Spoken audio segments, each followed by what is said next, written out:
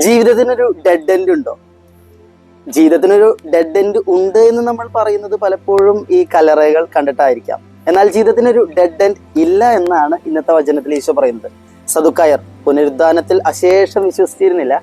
അവർ ഈശോയെ പരീക്ഷിക്കാൻ വേണ്ടിയിട്ടാണ് ഇന്നത്തെ സുവിശേഷത്തിൽ ഒരു ചോദ്യം ചോദിക്കുന്നത്. ഈശോ അവരോട് പറയുന്നത് എന്താണെന്നറിയോ?